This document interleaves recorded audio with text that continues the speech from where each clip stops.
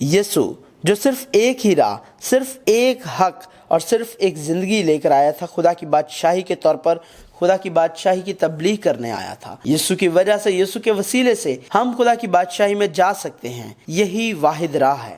ابدی اور غیر متغیر کلام خدا۔ ایک کہانی حصہ 76، یسوع مسیح حصہ دوم، اناجیل کی کتابیں۔ اب یسوع مسیح کی مسیحا کی خدمت باقاعدہ طور سے شروع ہوتی ہے۔ اس نے خدا کی بادشاہی کی منادی کی، خدا کی بادشاہی کے بارے میں تعلیم دی، معجزے کی اور خدا کی بادشاہی کو ظاہر کرنے کے لیے بیماروں کو شفا بخشی۔ عوامی زندگی کی ان 3 بڑی خدمتوں سمیت یسوع نے خدا کی بادشاہی کے لیے، جو یسوع کے صعود کے بعد روح القدس کے ذریعے جاری رہے گی، شاگردوں کو بلاہٹ دینے، سکھانے اور تربیت دینے میں بہت زیادہ وقت صرف کیا۔ اپنے شاگردوں کو ڈھونڈنا، قائم کرنا اور تربیت دینا۔ یسوع کی عوامی زندگی کی 3 بڑی خدمتیں خدا کی بادشاہی کی منادی کرنا، خدا کی بادشاہی کی تعلیم دینا اور تمام بیمار اور کمزوروں کو شفا بخشنا تھا۔ لیکن یہ شاگردوں کی بلاہٹ تھی جس نے کسی دوسرے کے مقابلے میں زیادہ تر حصہ لیا۔ یسوع کی یوحنا بپتسمہ دینے والے کے شاگرد اندریاس کے ساتھ ملاقات سے شروع کرتے ہوئے، وہ اندریاس کے تعارف کے ذریعے شمعون سے بھی ملا اور اس کو پطرس کا نام دیا۔ فلپس کو بلایا اور فلپس کے تعارف کے ذریعے نتنیل سے ملا۔ اس کے بعد یسوع نے پھر پطرس، اندریاس، یعقوب اور یوحنا کو بطور شاگرد بلایا اور متی کو بلایا، اور یسوع نے اپنے پیچھے چلنے کے بارے میں بات کی۔ 12 شاگردوں کی تصدیق کی اور ان کو رسول کہا اور ان 12 شاگردوں کو بھیجا۔ اس نے 70 افراد کو بھی بھیجا اور کہا کہ اگر وہ یسوع کے پیچھے چلنا چاہتے ہیں تو اپنی صلیب اٹھائیں اور یسوع کے پیچھے چلیں، اور یہ کہ اگر وہ یسوع کے پیچھے چلنا چاہتے ہیں تو انہیں اپنی خودی سے انکار کرنا اور اپنی صلیب اٹھانا ہے۔ اس نے کہا کہ وہ لوگ جو اپنا مال بیچتے اور اسے غریبوں کو دیتے اور سب کچھ ترک کر دیتے اور خدا کے پیچھے چلتے ہیں، وہ ابدی زندگی کے وارث ہوں گے۔ اے خداوند میرے پاس سے چلا جا، کیونکہ میں گنہگار آدمی ہوں۔ جیسا کہ ہم پہلے ہی دیکھ چکے ہیں، شمعون یوحنا بپتسمہ دینے والے کے شاگرد اندریاس کے وسیلے یسوع سے ملا۔ شمعون نے پطرس نام بھی یسوع سے حاصل کیا۔ وہ مسیحا کی تلاش میں تھے اور وہ یسوع کو مسیحا مانتے تھے، لیکن کسی وجہ سے وہ یسوع کے ساتھ نہیں تھے، اور یسوع ان کی زندگی میں واپس آئے اور یسوع نے انہیں ناکامی کی جگہ پر واپس بھیجا جہاں وہ ساری رات کوئی مچھلی نہ پکڑ سکے۔ وہ لوگ جنہوں نے ساری زندگی ماہی گیر کی حیثیت سے زندگی گزاری، انہیں اس کی طرف سے حکم ملا جس نے ساری زندگی بھڑائی کی حیثیت سے زندگی گزاری۔ اس وقت خدا نے پطرس سے اطاعت کروائی۔ اطاعت کے ذریعے انہوں نے اتنی مچھلیاں پکڑی کہ ان کے جال ٹوٹنے لگے۔ پطرس اور اس کے ساتھیوں کو جنہیں اس جگہ بھیجا گیا جہاں دن کے وقت نہیں، رات کو اپنی تمام کوششوں، تجربے اور جانکاری کے باوجود ناکام ہوئے، انہیں اپنی قوت سے زیادہ ملا۔ اس وقت پطرس نے اقرار کیا، اے خداوند میرے پاس سے چلا جا، کیونکہ میں گنہگار آدمی ہوں۔ اگر اس نے پہلے یسوع کو اس لیے چھوڑا کہ وہ نااہل لگتا تھا، تو اب اس نے خود کو اپنے سامنے بیکار پایا۔ خدا کی بادشاہی کے متعلق تعلیم دی۔ ہیکل اور عبادت خانہ کے ساتھ مرکز میں یسوع نے گاؤں، پہاڑوں، ساحل سمندر اور تمام یہودی اور اسرائیل میں ہمیشہ اور روزانہ سب کے دن پر توجہ کرتے ہوئے تعلیم دی۔ آسمان اور خدا کی راہ پر مرکوز یسوع نے ان لوگوں کی زندگیوں کے بارے میں تعلیم دی جو انجیل رکھتے ہیں اور جو نہیں رکھتے ہیں۔ یسوع نے خود کہا تھا کہ وہ زندگی کی روٹی، دنیا کا نور، دروازہ، اچھا چرواہا، قیامت اور زندگی، راہ اور حق اور زندگی اور انگور کا درخت ہے۔ نیز یسوع نے اکثر تمثیلوں میں تعلیم دی، خاص طور پر ان لوگوں کے لیے جو خدا کی بادشاہی سے تعلق نہیں رکھتے تھے۔ اس نے کہا کیونکہ وہ دیکھتے ہوئے نہیں دیکھتے اور سنتے ہوئے نہیں سمجھتے۔ پہاڑ پر تعلیم۔ یسوع نے کوہ سینا سے، تم سن چکے ہو لیکن میں تم سے کہتا ہوں، کی شکل میں پرانے عہد نامہ کے قوانین کی پھر وضاحت کی، لیکن خدا نے یہ کہتے ہوئے کسی نئی تعلیم نہیں بلکہ کامل تعلیم کی تبلیغ کی کہ یہ نہ سمجھو کہ میں توریت یا نبیوں کی کتابوں کو منسوخ کرنے آیا ہوں۔ منسوخ کرنے نہیں بلکہ پورا کرنے آیا ہوں۔ یسوع نے مبارک کھالی، امیر، اچھی طرح سے کھلانے کے بارے میں اور ہنسنے والوں کے بارے میں، دنیا کے نمک، دنیا کے نور، شریعت اور نبیوں، قتل، صلح پر، زناکاری، طلاق، قسموں، انتقام، دشمنوں سے محبت، اطمینان، دعائے ربانی، روزہ، مال، آنکھوں اور دیکھنے کے متعلق 2 مالکوں کی خدمت کرنے، لالچ، دولت، فکروں، تنقید، پاک چیزوں ढूंढने, मांगने और दरवाज़ा खटखटाने के बारे में दूसरों के साथ वही सलूक करो जो तुम चाहते हो कि दूसरे तुम्हारे साथ करें। तंग दरवाज़ा से दाखिल होने वाली मसीही जिंदगी के फलों, हमारे आसमानी बाप की मर्जी और सुनने और अमल करने के बारे में बात की। मुबारक हैं।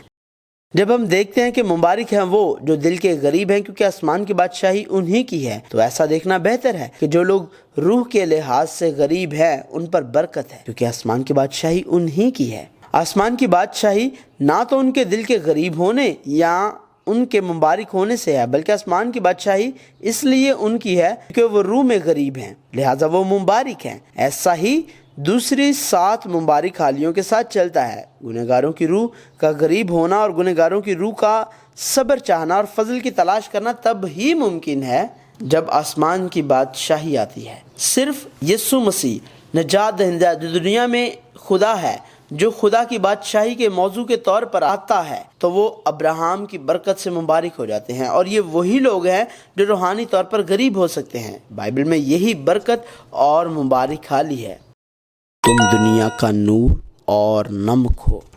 यीशु ने लोगों और ख़ास तौर पर अपने शागिर्दों के लिए ये मुनादी की, तुम ज़मीन के नमक हो, तुम दुनिया के नूर हो। ये कुछ काम करके नमक बनना या नूर बनना नहीं है। जिस तरह खुदा के बच्चों की हैसियत सिर्फ खुदा के काम के जरिए हासिल होती है, हम खुदा के बच्चे बन जाते हैं और इसी लम्हा दुनिया का नमक और नूर बन जाते हैं। ये इसलिए नहीं कि हमारी फितरत बदल गई है, ना ही इस वजह से कि हमारी फितरत बदल जाएगी, ना ही हमारी किसी नेकी की वजह से, बल्कि खुदा हमें बुलाता है। इस वजह से हम यीशु मसीह के वसीले से ऐसे इंसान बन जाते हैं।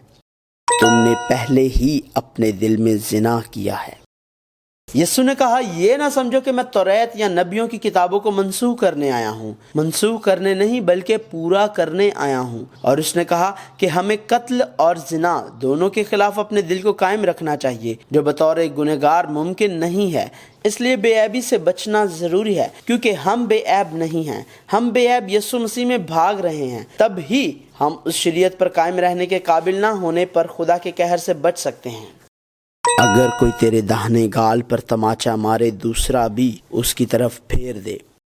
आमतौर पर बाएं हाथ वाले लोगों से ज्यादा दाएं हाथ वाले लोग होते हैं, लिहाजा आमतौर पर जब आप दूसरे शख्स के गाल पर अपने दाएं हाथ से थप्पड़ मारते हैं तो ये दूसरे शख्स के बाएं जानिब जाकर लगता है। लेकिन यीशु ने कहा, जो कोई तेरे दाहिने गाल पर मारे। इसकी वजह यह नहीं कि यहूदिया की सरजमीन में बाएं हाथ वाले लोग ज्यादा मौजूद थे, बल्कि इसकी वजह यह है कि उसके दाहिने हाथ से लगता था, पर हाथ के पिछले हिस्से से। हर एक के लिए हथेली से नहीं, हाथ की पुष्ट से थप्पड़ खाना महज दर्द से बढ़कर है, बल्कि ये एक तौहीन है। जब उनके फख्र को तकलीफ पहुंचती है तो इंसान कत्ल और खुदकुशी दोनों के काबिल होते हैं। ताहम खुदावंद कह रहा है कि खुदा के फर्जंद जो दुनिया में नमक और नूर हैं, उन्हें भी उसको बर्दाश्त करना चाहिए, जैसा यीशु मसीह ने किया। हमें लाजमन इस राह पर चलना चाहिए क्योंकि हम मसीही हैं। अपने दुश्मनों से मोहब्बत रखो और अपने सताने वालों के लिए दुआ करो। यीशु ने कहा, तुम सुन चुके हो कि कहा गया था कि अपने पड़ोसी से मोहब्बत रखो और अपने दुश्मन से अदावत। लेकिन मैं तुमसे ये कहता हूँ कि अपने दुश्मनों से मोहब्बत रखो और अपने सताने वालों के लिए दुआ करो। यीशु ने यह भी कहा, क्योंकि अगर तुम अपने मोहब्बत रखने वालों ही से मोहब्बत रखो तो तुम्हारे लिए क्या अजर है? क्या महसूल लेने वाले भी ऐसा नहीं करते? और अगर तुम फक्त अपने भाइयों ही को सलाम करो तो क्या ज्यादा करते हो? क्या गैर कौमों के लोग भी ऐसा नहीं करते? खुदा के लोग, खुदा के फर्जंद होने का मतलब दुनिया से मुमताज होना है। पहले दुनिया का एक शख्स जो दुनिया से था और दुनिया की चीज़ें तलाश करता था, अब वो दुनिया में है, लेकिन खुदा का शख्स बन गया है जो खुदा का है और खुदा की बादशाही की तलाश करता है। वो ना तो दुनिया की ताकत है और ना ही दुनिया में मलकियत से मुमताज है। मयार को दुनिया से खुदा में तब्दील कर दिया गया। पौलुस रसूल ने कहा, मैं मसीह के साथ मसलूब हुआ हूँ और अब मैं जिंदा ना रहा बल्कि मसीह मुझ में जिंदा है, और मैं जो अब जिस्म में जिंदगी गुजारता हूँ तो खुदा के बेटे पर ईमान लाने से गुजारता हूँ, जिसने मुझसे मोहब्बत रखी और अपने आप को मेरे लिए मौत के हवाले कर दिया। इन लोगों के लिए जो खुदा की बादशाही को कबूल करते हैं और जो खुदा की बादशाही में रहते हैं, उनके लिए नफरत करने वाला नहीं है और दुश्मन नहीं है। तुम्हें इस तरह दुआ करनी चाहिए।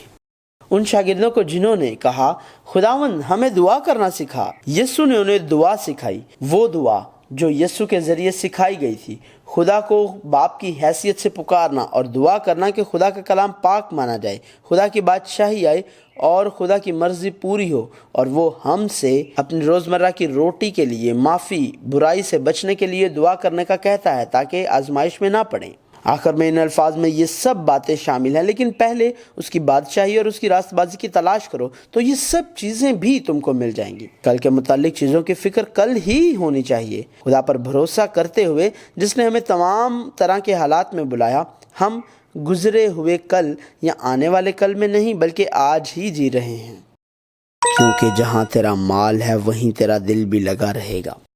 یسوع نے کہا اپنے واسطے زمین پر مال جمع نہ کرو بلکہ آسمان پر، کیونکہ جہاں تیرا مال ہے وہیں تیرا دل بھی لگا رہے گا۔ جہاں خزانہ ہے وہاں دل ہے، جسے ہم سب سے بہتر سمجھتے ہیں، جسے ہم ہر چیز کے طور پر شمار کرتے ہیں، وہ ہمارا جوش ہے، اور جہاں ہم اپنی پوری کوشش کرتے ہیں وہ ہماری زندگی ہے۔ ضروری نہیں کہ خزانہ کا مطلب مال ہو، لیکن خزانے کا نمائندہ مال دولت ہے۔ اس دنیا میں ہر چیز کا لطف صرف اور صرف مال سے لیا جا سکتا ہے۔ مال عالمگیر ہے۔ یہ ایک ایسی دنیا ہے جس میں مال اور دولت معبود بن گئے ہیں۔ ایسی دنیا میں خدا کے فرزندوں، خدا کے لوگوں کو کلام حیات کے ذریعے اپنے دلوں کو خدا کے سامنے رکھنا چاہیے۔ اگر ہم خدا کے فرزند ہیں تو ہم اپنی طاقت سے نہیں بلکہ خدا کے جوش سے پیچھے مڑیں گے۔ لہٰذا اگر ہم جانتے ہیں کہ ہم ہر روز کسی سمت میں رہتے ہیں تو ہم یہ جان سکتے ہیں کہ ہم کہاں سے تعلق رکھتے ہیں۔ آنکھ بدن کا چراغ ہے۔ یسوع نے کہا بدن کا چراغ آنکھ ہے، پس اگر تیری آنکھ درست ہو تو تیرا سارا بدن روشن ہوگا، اور اگر تیری آنکھ خراب ہو تو تیرا سارا بدن تاریک ہوگا۔ پس اگر وہ روشنی جو تجھ میں ہے تاریکی ہو تو تاریکی کیسی بڑی ہوگی۔ آنکھیں اور دیکھنا یہ اہم ہے۔ سننے یا چھونے سے کہیں زیادہ اثر دیکھنے میں ہے۔ جب شیطان نے کہا بلکہ خدا جانتا ہے کہ جس دن تم اس سے کھاؤ گے تو تمہاری آنکھیں کھل جائیں گی اور تم خدا کی مانند نیک و بد کے جاننے والے بن جاؤ گے۔ حوا نے درخت کو دیکھا اور دیکھا کہ درخت دیکھنے میں خوشنما تھا۔ اسی لیے یوحنا رسول حوالہ دیتا ہے کہ جو کچھ دنیا میں ہے یا جو کچھ اس دنیا سے تعلق رکھتا ہے آنکھوں کی خواہش کی طرح ہے۔ ہمیں یاد رکھنا چاہیے، یہاں تک کہ جب شیطان نے پہلے یہ کہتے ہوئے اگر تو جھک کر مجھے سجدہ کر تو یہ سب کچھ تجھے دے دوں گا، نیچے زمین کی تمام قوموں کی شان و شوکت کے لیے یسوع کی آزمائش کرنے کی جرت کی، تب اس نے تمام اقوام اور ان کی شان و شوکت دکھائی۔ شیطان بھی جانتا تھا دیکھنے سے متعلق کتنی بڑی آزمائش ہے۔ دیکھنے کے بعد آزمائش پر قابو پانے کے لیے جنگ میں جانے سے زیادہ بہتر ہے کہ دیکھے بغیر جنگ میں نہ جائیں، بلکہ پہلے اس کی بادشاہی اور اس کی راست بازی کی تلاش کرو۔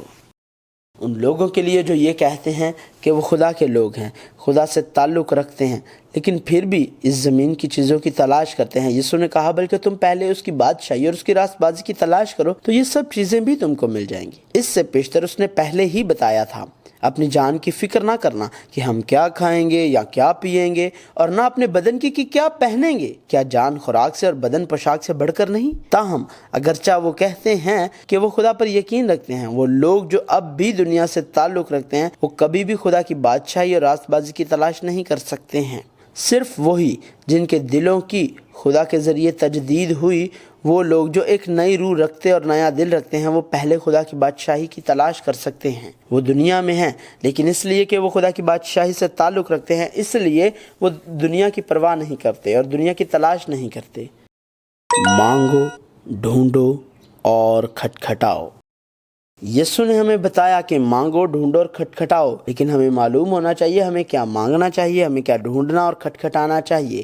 ہمیں یعقوب رسول کو یہ کہتے ہوئے سننا چاہیے، تمہیں اس لیے نہیں ملتا کہ تم خدا سے مانگتے نہیں، تم مانگتے ہو اور پاتے نہیں اس لیے کہ بری نیت سے مانگتے ہو تاکہ اپنی عیش و عشرت میں خرچ کرو۔ کسی چیز کو خواہش کے طور پر مانگنا، لہٰذا کچھ بھی مانگنا، غیر مشروط طور پر تلاش کرنا اور متواتر کھٹکھٹانا سب ممکن نہیں ہے۔ لوکا کی انجیل میں بھی یہی بات واضح طور پر بیان ہوئی ہے۔ مانگو تو تمہیں دیا جائے گا، ڈھونڈو تو پاؤ گے، دروازہ کھٹکھٹاؤ تو تمہارے واسطے کھولا جائے گا۔ خدا نے کہا کہ جب ہم پورے دل سے مانگیں گے، ڈھونڈیں گے اور کھٹکھٹائیں گے تو وہ یقیناً ہمیں روح القدس عطا کرے گا۔ یہ کچھ اور نہیں ہے، لہٰذا ہمیں ابھی جاننے کی ضرورت ہے کہ ہمیں کیا مانگنے، ڈھونڈنے اور کھٹکھٹانے کی ضرورت ہے۔ وہ محض ہماری ساری رات دعا کرنے اور روزہ رکھ کر چڑچڑاپن کرنے سے نہیں سنے گا۔ بائبل کے ذریعے نازل کردہ خدا کی مرضی کو نظر انداز کرنا اور صرف اپنی خواہشات کا دعویٰ کرنا بری بات ہے۔ صرف وہی جو میرے باپ کی مرضی پر چلے گا وہ آسمان میں داخل ہوگا۔ یسوع نے کہا، اسی طرح ہر ایک اچھا درخت اچھا پھل لاتا ہے اور ہر برا درخت برا پھل لاتا ہے۔ اچھا درخت برا پھل نہیں لا سکتا، نہ برا درخت اچھا پھل لا سکتا ہے۔ یہ واضح ہے، یا تقلید یا کوشش کرنے سے کام نہیں کرتا۔ یہ درخت کو اس کے پھلوں سے جاننا ہے۔ اس سے کوئی فرق نہیں پڑتا کہ آپ اسے الفاظ کے ساتھ ثابت کرنے کی کتنی کوشش کرتے ہیں۔ وہ لوگ جو یسوع کے ساتھ جڑے نہیں ہیں وہ یقیناً خراب پھل لائیں گے۔ ظاہری طور پر ہم تقلید کر سکتے ہیں، لیکن خدا جو مرکز کو دیکھتا ہے اور یسوع جو انسان کو اندر سے جانتا ہے، خدا جانتا ہے کہ مقصد کیا ہے اور حتمی خواہش کیا ہے۔ خداوند چلانے کا مطلب یہ نہیں ہے کہ آپ آسمان میں داخل ہو سکتے ہیں۔ صرف وہی لوگ داخل ہو سکیں گے جو آسمانی باپ کی مرضی پر چلیں گے۔ یسوع کی تشریحی واعظ۔ پہاڑ پر بولے جانے والے الفاظ کے علاوہ یسوع نے خدا کی بادشاہی کے بارے میں بہت کچھ کہا۔ خاص طور پر یوحنا کی انجیل میں یسوع نے سکھایا کہ آدمی خدا کی بادشاہی نہیں دیکھ سکتا جب تک کہ وہ دوبارہ پیدا نہ ہو، کیونکہ خدا نے دنیا سے ایسی محبت رکھی کہ اس نے اپنا اکلوتا بیٹا بخش دیا تاکہ جو کوئی اس پر ایمان لائے ہلاک نہ ہو بلکہ ہمیشہ کی زندگی پائے۔ اس کے بارے میں جو کوئی اس پانی میں سے پیے گا جو یسوع اسے دے گا وہ ابد تک پیاسا نہ ہوگا بلکہ وہ اس میں سے ایک چشمہ بن جائے گا جو ہمیشہ کی زندگی کے لیے جاری رہے گا۔ ان لوگوں کے بارے میں جنہوں نے نیکی کی ہے زندگی کی قیامت کے واسطے اور جنہوں نے بدی کی ہے سزا کی قیامت کے واسطے، بائبل یسوع کی گواہی دینے کے بارے میں یسوع زندگی کی روٹی کس طرح ہے، اور جو لوگ یسوع کے پاس آئیں وہ کبھی بھوکے نہیں ہوں گے، اور جو یسوع پر یقین رکھتے ہیں وہ کبھی پیاسے نہیں ہوں گے۔ یسوع کے الفاظ کے روح اور زندگی ہونے کے بارے، یسوع کی تعلیمات کے بارے میں جو یسوع کی نہیں بلکہ اس کی تھی جس نے یسوع کو بھیجا تھا، ان لوگوں کے بارے میں جو یسوع پر یقین رکھتے ہیں، جیسا کہ کلام میں بتایا گیا ہے، اس میں سے زندگی کے پانی کی ندیاں جاری ہوں گی۔ روح القدس اس کے اندر سے بہتا ہے۔ یسوع آپ اپنی مرضی سے کچھ نہیں کر رہا، لیکن وہی کہہ رہا ہے جو باپ نے اسے سکھایا ہے کے بارے میں، سچائی جاننے اور سچائی سے ان کے آزاد ہونے کے بارے میں، اور جو خدا سے تعلق رکھتے ہیں وہ کیسے خدا کی باتوں کو سنتے ہیں، اور جو اس کی نہیں سنتے اس کی وجہ یہ ہے کہ وہ خدا سے تعلق نہیں رکھتے۔ اس کے علاوہ یسوع نے اپنے لیے زندگی کی روٹی، دنیا کا نور، دروازہ، اچھا چرواہا، قیامت اور زندگی، راہ اور حق اور زندگی، انگور کا حقیقی درخت ہونے کا دعویٰ کیا۔ میرے باپ کے گھر کو تجارت کا گھر نہ بناؤ۔ یسوع کی عوامی زندگی کی خدمت کا مرکز تقریباً عید فصح کے آس پاس تھا۔ ہم کیوں یسوع کی عوامی زندگی کی مدت 3 سال سے زیادہ دیکھ سکتے ہیں؟ وجہ یہ ہے کیونکہ یوحنا کی انجیل میں فصح 3 بار ظاہر ہوتا ہے، اور پہلی فصح کے موقع پر یسوع نے ہیکل میں فصح کے موسم میں تجارت کرنے والے لوگوں کو کہا، تم میرے باپ کے گھر کو تجارت کا گھر نہ بناؤ۔ ہیکل کو صاف کرنے اور ہیکل کے تختے پلٹنے کا واقعہ بھی تیسری فصح کے موقع پر ہوا۔ یسوع نے باپ کے جس گھر کی بات کی تھی وہ ہیکل ہے، اور یسوع کی موت کے ساتھ ہیکل روح القدس کی ہیکل بن گئی، اور روح القدس کی ہیکل ایک مسیحی بن گیا جس میں روح القدس بس گیا۔ لہٰذا ہمیں یہ یقینی بنانا ہوگا کہ مسیحی کا دل اور زندگی ایک تجارت کا گھر، ایک ایسا گھر جو دنیاوی چیزوں کا پیچھا کرے نہ بن جائے۔ یسوع جو صرف ایک ہی راہ، صرف ایک حق اور صرف ایک زندگی لے کر آیا تھا، خدا کی بادشاہی کے طور پر خدا کی بادشاہی کی تبلیغ کرنے آیا تھا۔ یسوع کی وجہ سے، یسوع کے وسیلے سے ہم خدا کی بادشاہی میں جا سکتے ہیں۔ یہی واحد راہ ہے۔ یسوع کی وہی کہانی، خدا کے جوش کی وہی کہانی جو اب سایہ نہیں بلکہ خدا کی بادشاہی کی بادشاہت ہونے کی حقیقت بن گئی ہے، جاری ہے۔